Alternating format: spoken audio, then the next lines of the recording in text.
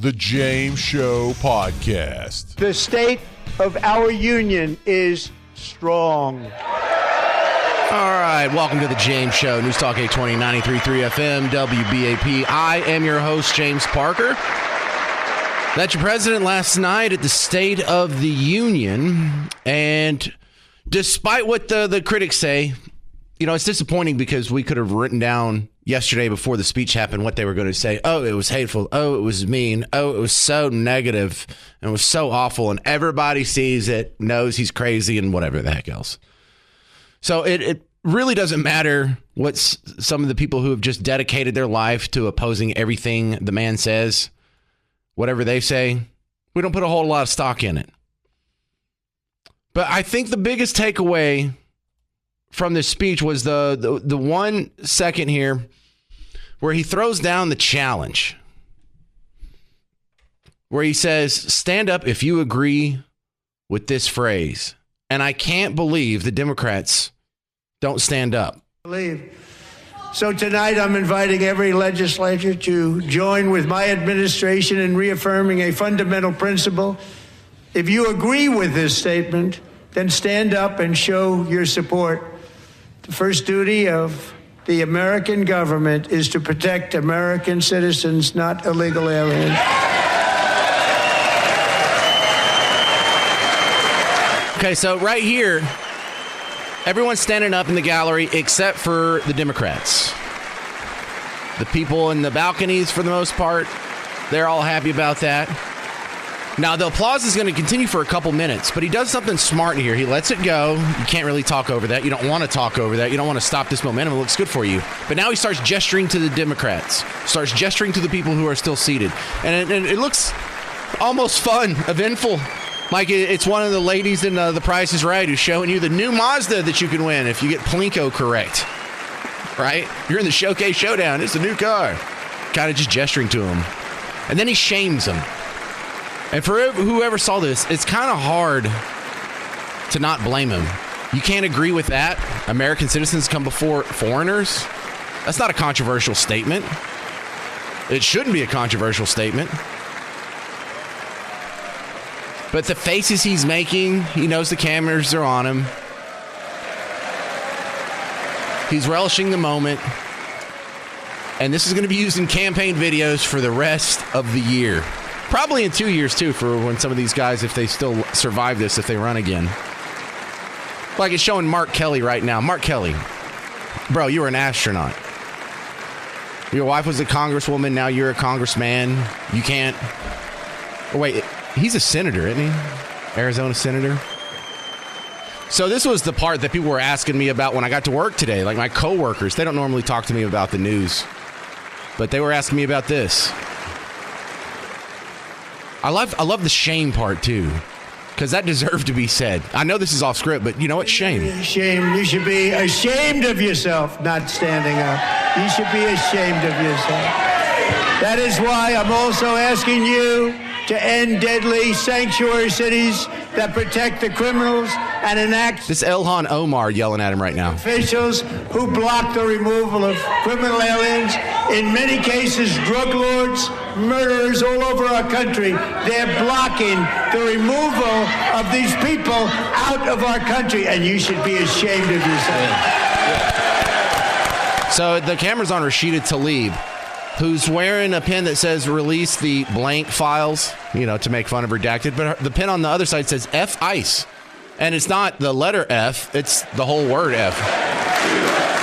And how do you tick off, how do you rebut Ilhan Omar and Rashida Tlaib? You do the USA chant.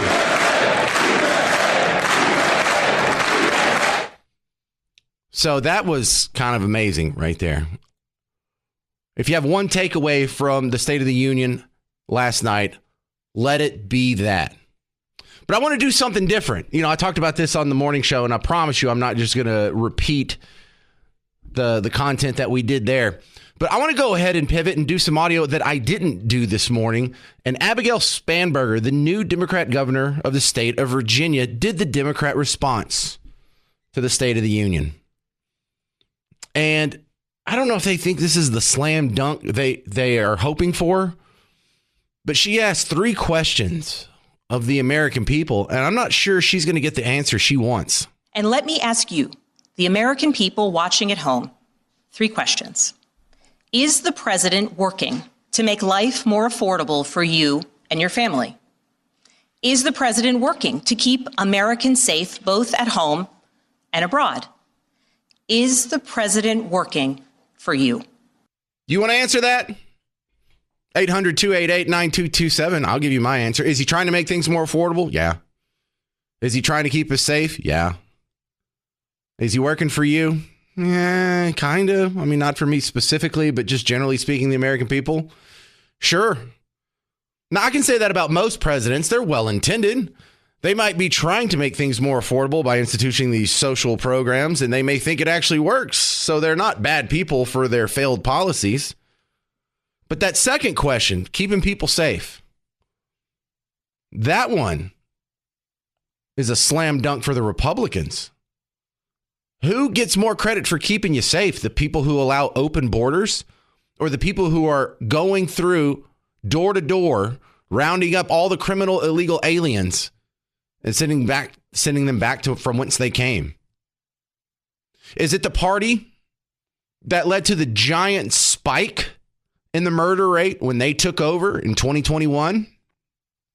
Or is it the party that just gave you the lowest murder rate in your entire life? The lowest murder rate nationwide since the 19 teens or something, like 1912? In over 100 years? Which party is keeping you more safe by appeasing Iran and giving them pallets of cash versus bombing them? Which one makes Iran more powerful, and which one makes Iran, your enemy, weaker?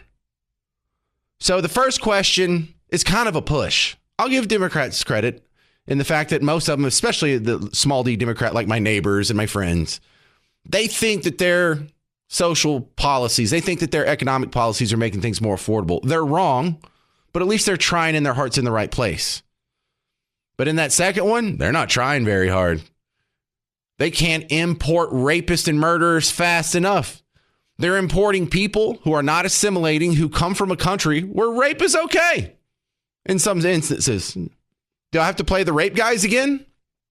They're bringing in people by the millions who are not assimilating, who come from societies and cultures that believe it's okay to subjugate women, to make them wear headscarves, to treat them as second-class citizens, to deny them their full complement of individual rights as spelled out in the Constitution.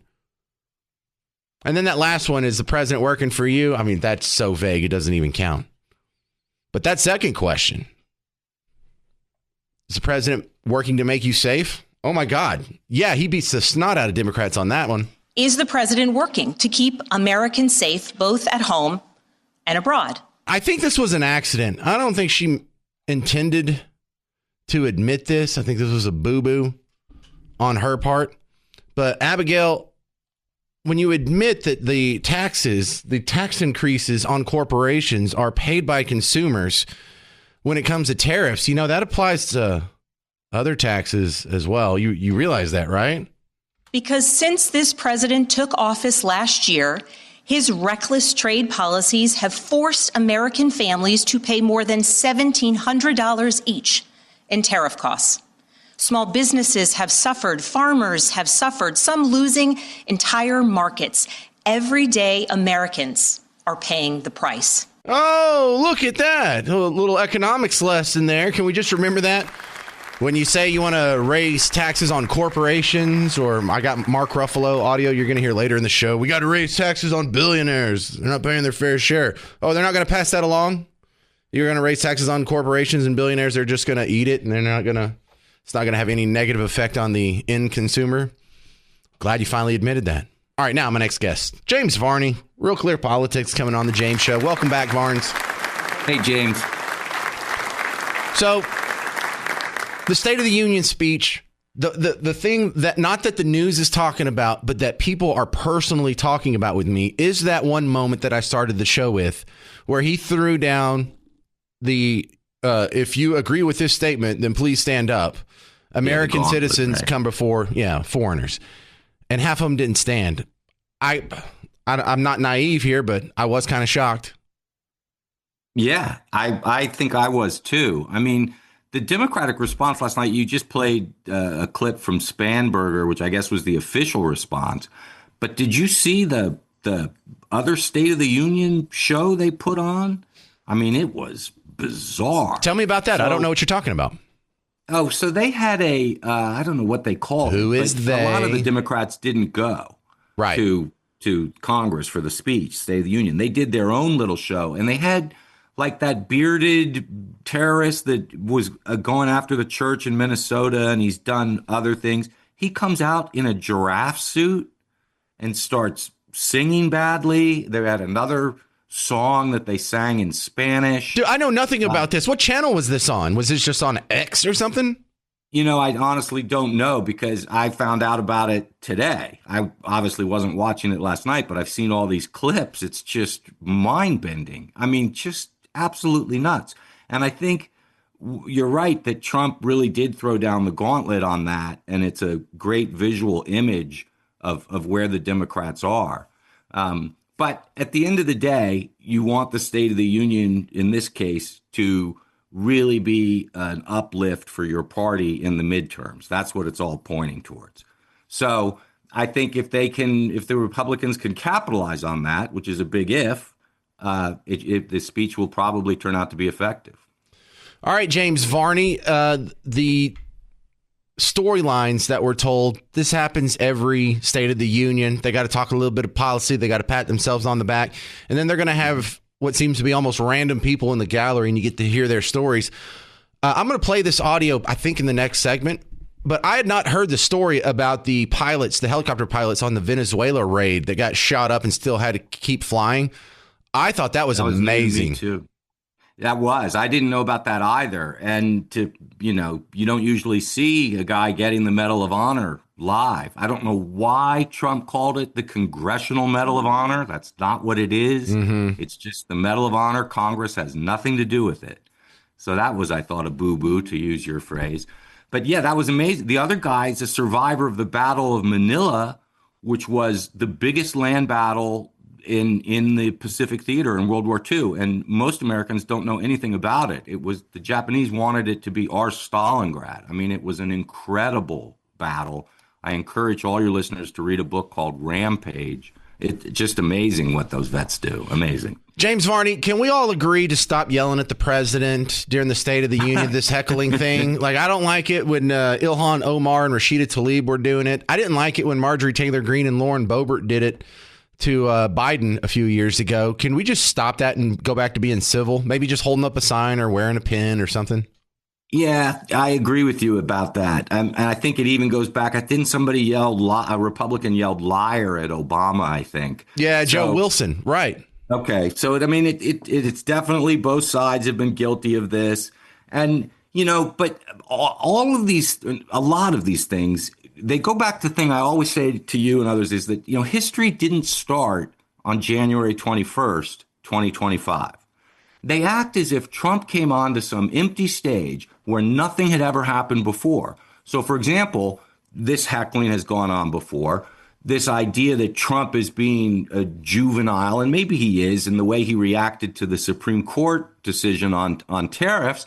But everybody forgets that that Schumer stood on the steps of the Supreme Court and threatened Kavanaugh and Gorsuch by name.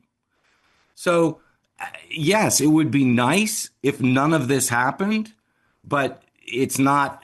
Both sides are guilty, and there's going to have to be some odd political come to Jesus moment for them to stop it. Well, one thing I like about this is the State of the Union is unique for Republicans in the fact that if you're a Democrat politician, if you're a Democrat president and you want to get your message out, all of the networks except for Fox News are carrying your water. ABC, NBC, CBS, Snow, CNN, they're all doing it. All the celebrities, all the Netflix shows, all the popular music, they're all carrying your message.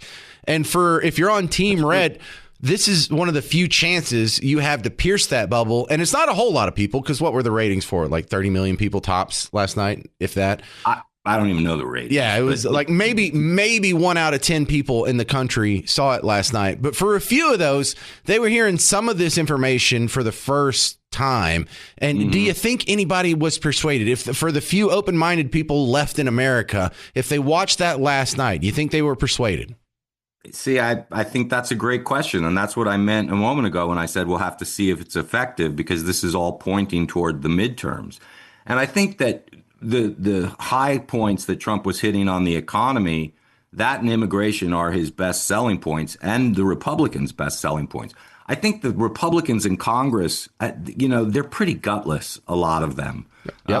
And I don't know that they are going to be able to capitalize this as they should.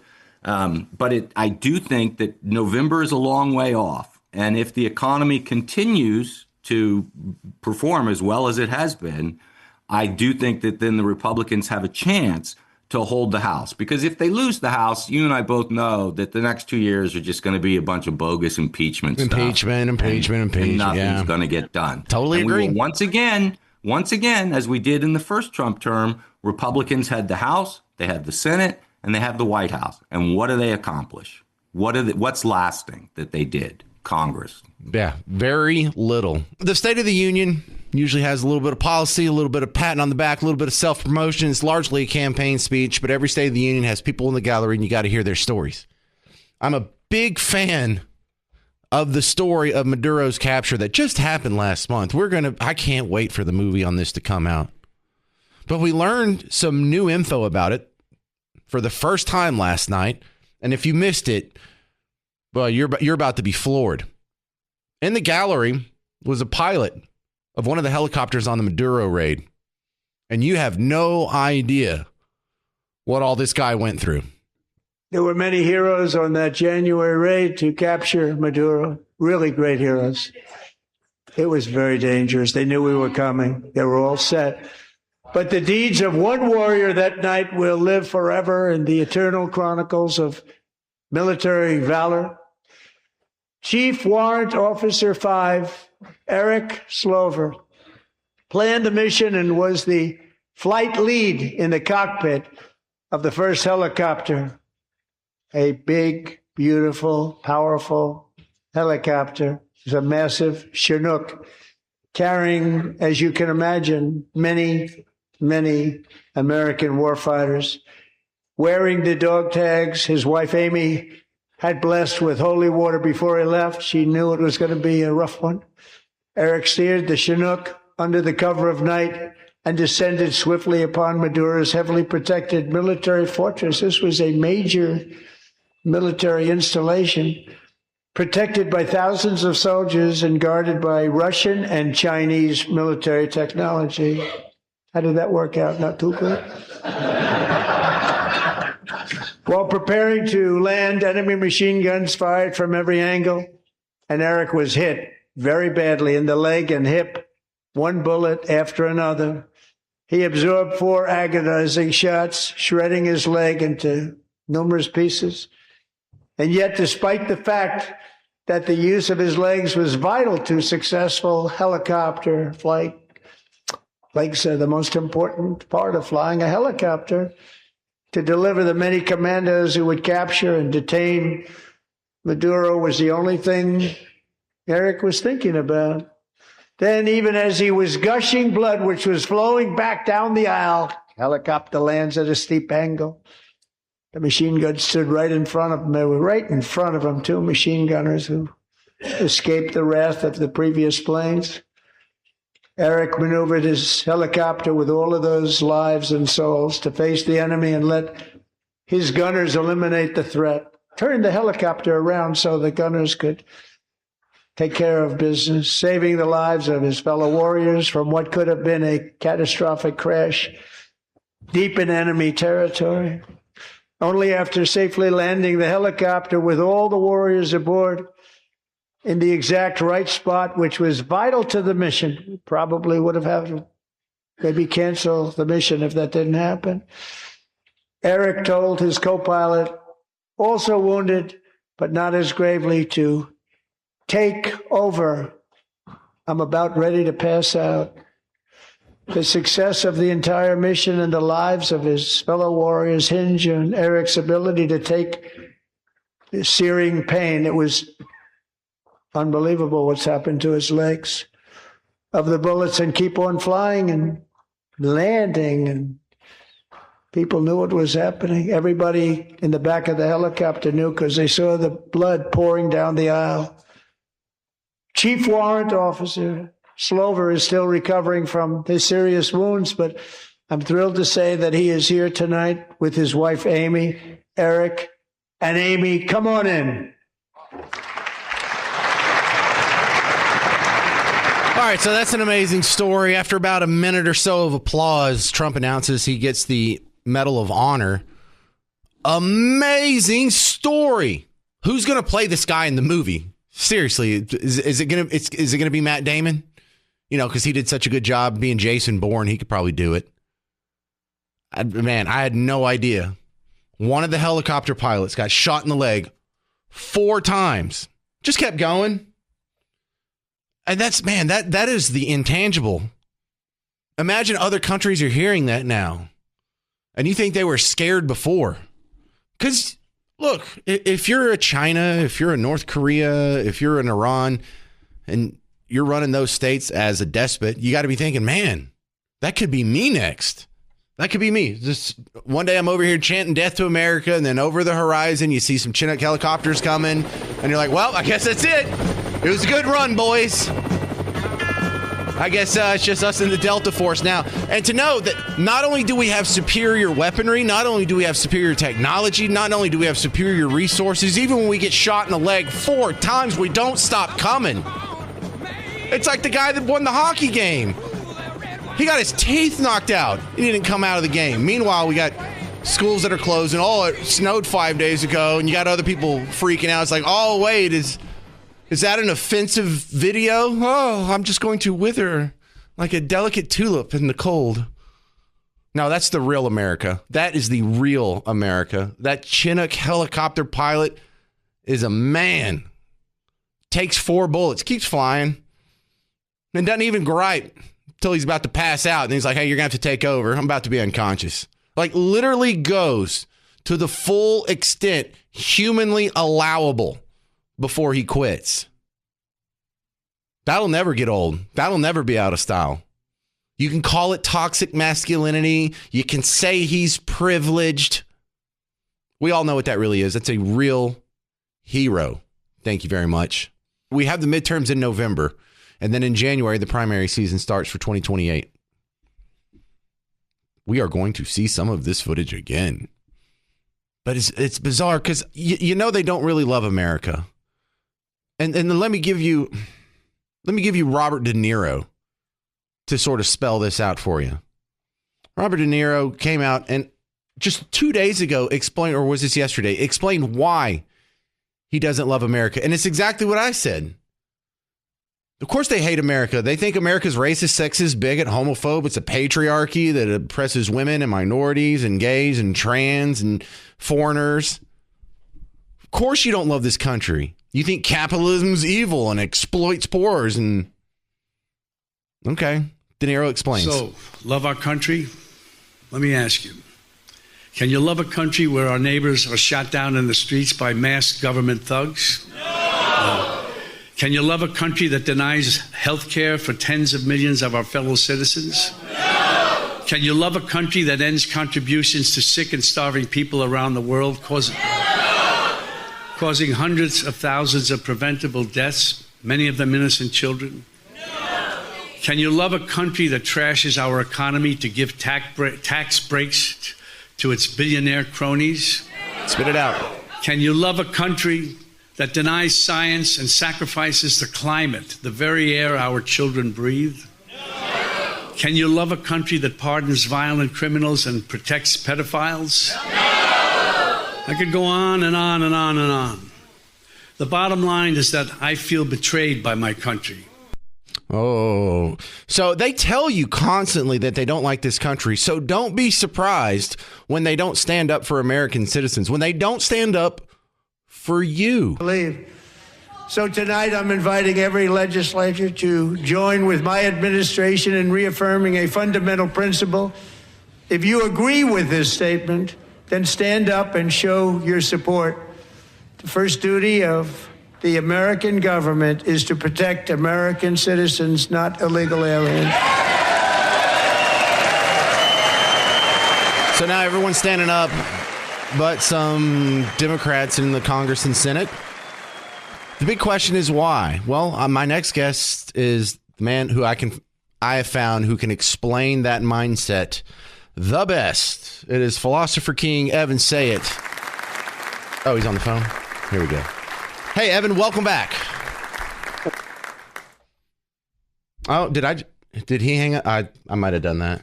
He was on the phone and then he went away and oh, he's on Zoom? Okay.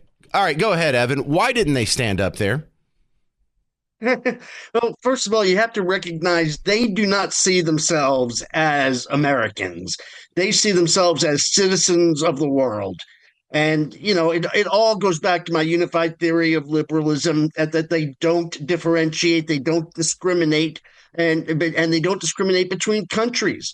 And so they don't see themselves as Americans. So when they say, when the president said your first responsibility is to the citizens of the United States, no, it's not to them. To them, their first responsibility is they are citizens of the world. They are representatives of the world, not of the United States.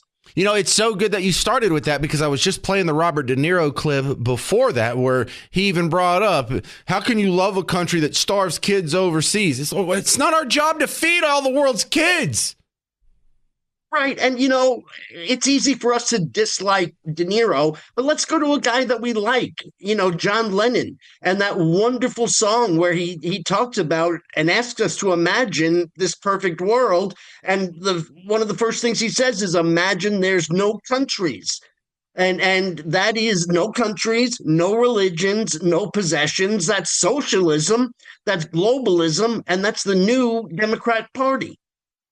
Right. Not imagine great countries. Imagine no countries. Not imagine great religions. Imagine no religion. Exactly. And so and I know you're actually quoting the speech that I gave literally it's coming up on 20 years ago to the Heritage Foundation, which is the foundation of everything I've done since. It's a unified theory. And that really does answer it all. It's not let's make the world better. It's there is no such thing as better. And therefore, let's all just share all the world. Okay, let's not create more. Let's not produce more. Let's share all the world. And that means you make no judgment as to whether somebody's hardworking or slothful.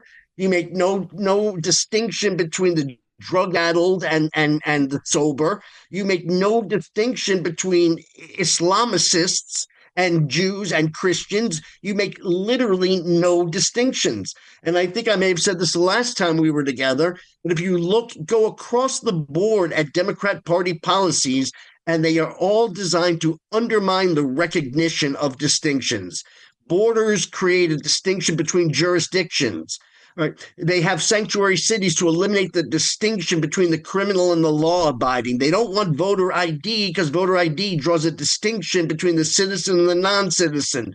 Drag Queen Story Hour eliminates the distinction between the adult and the child. Men and women's sports eliminates the distinction between the sexes. All right. So when you ask them to be distinct, do you support America first? Is that your responsibility as our representatives? The answer to them is no, because they don't draw a distinction between America and the world as a whole. All right, that made it worth the whole phone call. Thank you very much, Evan Sayet. Where do we find your work online? I know you got evansayet.com, but where you? It's evansayet.com. You know what? Email me. I'm looking for speaking engagements. So if you like what I just said, hire me at evansayet.com. Do you still have a place in Dallas that you stay regularly? I do when I come to town. All right, good. Call me next time you're in town. I'd love to hang out. That's the great Evan Sayet, y'all. The James Show Podcast.